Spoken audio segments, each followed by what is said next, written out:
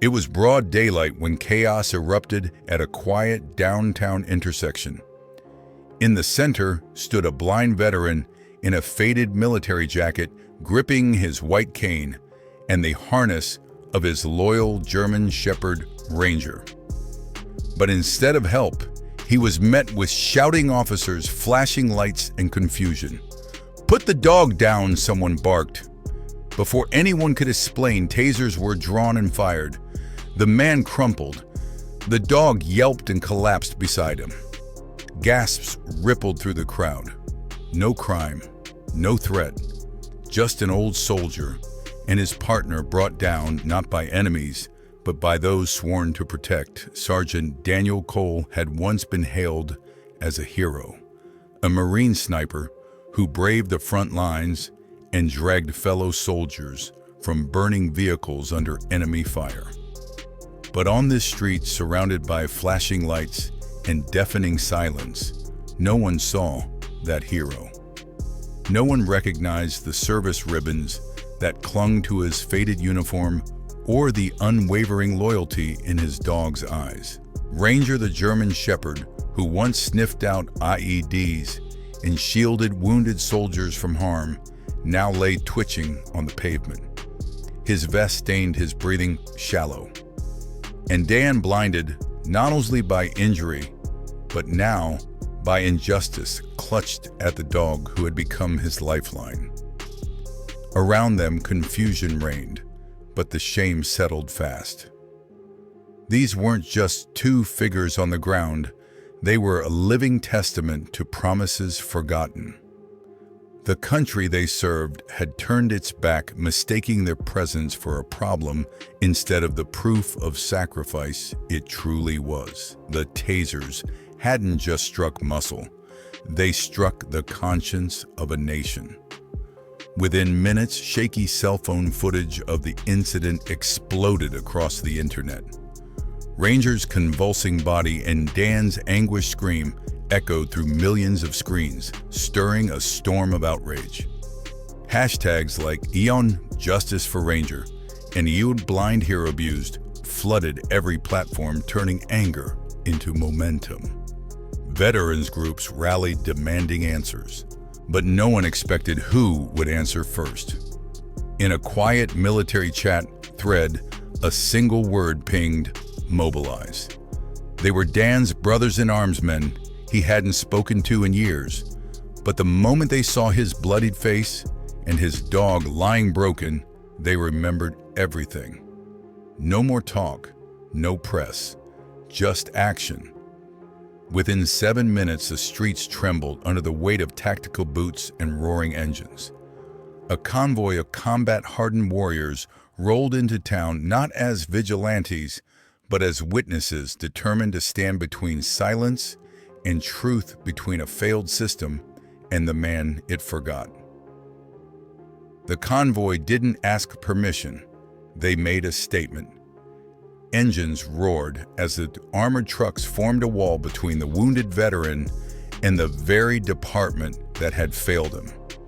These weren't agitators. They were elite, battle-tested soldiers moving with unity and purpose. When Captain Briggs stepped out, his presence was undeniable. With calm fury, he confronted the ranking officer. "You just tased a Medal of Valor recipient and his decorated war dog," he said, voice heavy with restrained fire. The courtroom of public opinion had already begun its trial. Briggs played the viral footage on Speaker Ranger's Yelp. Dan's scream and the silence that followed was deafening. Then the reinforcements came: medics, federal agents, news cameras. The street had turned sacred, a place where silence spoke louder than commands. No one dared interfere. As Dan and Ranger were gently lifted into ambulances, the convoy stood firm. This wasn't revenge. It was a reckoning, and justice had just found its spine. In the quiet, sterile light of the hospital room, Sergeant Dan Cole stirred awake, pain flickering behind his eyes, but that wasn't what mattered. His voice, dry and strained, broke the silence with a whisper. "Is Ranger okay?" The medic smiled gently. "He took a hit, but he's strong, just like you." Moments later, the door eased open, and there he was, Ranger. Bandaged but alert, his tail gave a soft, uneven wag. The nurse led him closer, and Dan reached out his hand, trembling, as it landed on the familiar warmth of Ranger's head. Tears fell freely now, not from pain, but from overwhelming relief.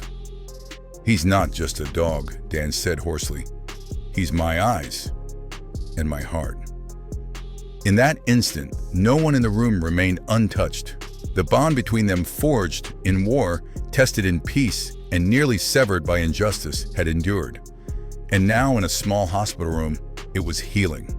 Together, as the world watched in stunned silence, the weight of injustice came crashing down on the very institution meant to protect. Public outrage erupted, not with riots, but with quiet, powerful defiance. That evening, hundreds of veterans, some with canes, others with missing limbs, stood shoulder to shoulder in front of City Hall. No chants, no shouts, just silence, and upside-down American flags, a universally recognized symbol of national distress. Many held photos of Dan and Ranger. Some wore medals that hadn't seen daylight in decades. A Vietnam vet clutched a folded flag to his chest, whispering prayers. It was not just about a dog or a man, it was about dignity, about a promise this country once made to its protectors. And now, those protectors were making their own statement. We remember our own. We stand for what's right. And when one of us is betrayed, we all show up, quietly, proudly, unshakably. At the hospital, Sergeant Cole awoke slowly, blinking against the pale light overhead. But the pain in his body wasn't his first concern. "Ranger," he whispered, voice cracking. "Is he alive?" The room stilled. A nurse, her eyes glistening, nodded and stepped aside. Through the door came a stretcher on it, Ranger wrapped in bandages but awake, tail wagging faintly. Dan's breath hitched. With trembling fingers, he reached out, brushing the dog's head. "You stayed with me," he murmured, tears spilling freely. The vet beside him smiled gently. "He took a hit, but he fought through it, same as you." In that room, nothing else mattered. No headlines, no outrage, no broken trust. Just a man and his dog, wounded, but whole. Dan turned to the nurse and whispered, "He's not just a dog. He's my eyes, and he's my heart." And with that, Ranger let out a soft, steady breath, finally safe. News of the incident spread like wildfire, but what followed was more than outrage. It was a national awakening. Veterans across the country stood in silent protest, many holding their flags upside down, the military signal for distress. Outside City Hall, rows of men and women, gray-haired, decorated, and battle-worn, stood shoulder to shoulder, not with weapons, but with quiet dignity. They didn't shout. They didn't demand. Their silence thundered louder than any chant. Inside the hospital, Sergeant Cole held Ranger's paw as TV screens played footage of their ordeal. He didn't need justice shouted from rooftops. He needed his country to remember. Remember what sacrifice looks like. Remember that heroes sometimes walk with canes and lean on four-legged friends. And in that moment, as the sun dipped behind the horizon, one thing became clear to everyone watching. This wasn't just about one man and his dog. It was about a nation's promise to never leave its heroes behind. At the hospital, when Daniel Cole finally opened his eyes, his voice wasn't filled with anger or pain. It was filled with worry. "Ranger, is he okay?" he whispered. The veterinarian gave a soft smile and nodded. "He took a hit, but he's strong, just like his partner." Moments later, a nurse wheeled Ranger into the room, bandaged but alert. The German shepherd's eyes lit up the moment he saw Dan. With trembling hands, Dan reached out, tears streaming down his face. "He's not just my eyes," he choked, gently stroking the dog's fur. "He's my heart." No one in the room spoke. They didn't have to. In that quiet moment between a man and his wounded companion, everyone understood this wasn't just about a service dog. This was about loyalty that doesn't fade, love that survives pain, and the kind of bond that wartime or injustice could never break.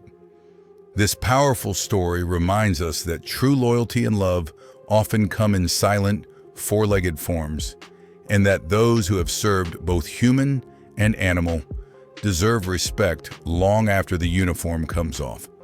In a world where judgment too often moves faster than understanding, it is crucial to pause, look deeper, and listen with compassion.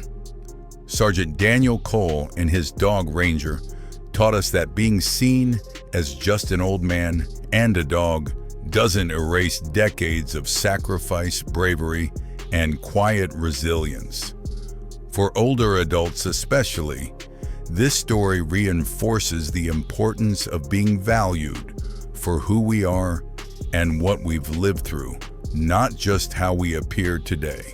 It reminds us to stand firm in our dignity, to advocate for others who may be misunderstood, and to never underestimate the strength of bonds built on trust and shared hardship. Sometimes, the loudest message comes from a quiet moment of devotion, a hand on fur, a wagging tail, or a whispered name.